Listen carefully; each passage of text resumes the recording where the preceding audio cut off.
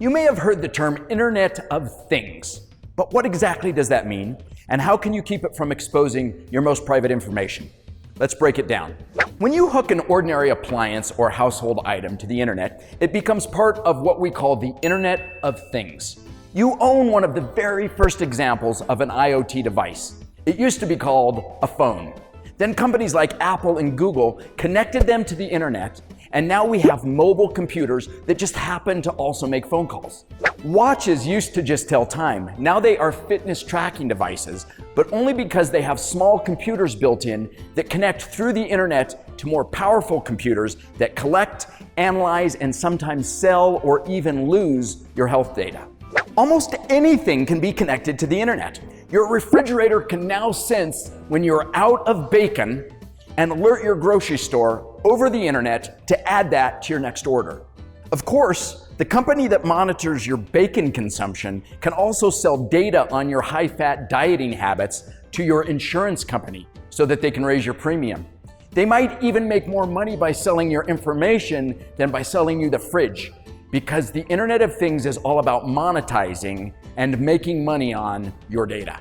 Here's the risk. When you connect a thing to the internet and it isn't properly secured, the results can be heart-stopping. At an anti-crime conference, I watched an ethical hacker, one of the good guys, break into an internet-enabled insulin pump and program it to dispense a lethal injection of the drug. You can even Google a Jeep Cherokee being hacked through its entertainment system and driven over an embankment, and the driver had absolutely no control of the car. I've seen video-enabled baby cams hacked so that stalkers can see inside of the child's room. This is what happens when a company rushes their innovative idea to market without thinking through security. Don't get me wrong, I'm not here to scare you. These internet-connected devices are mostly going to change our lives for the better. For example, need to let a neighbor in through your garage, but you're on vacation?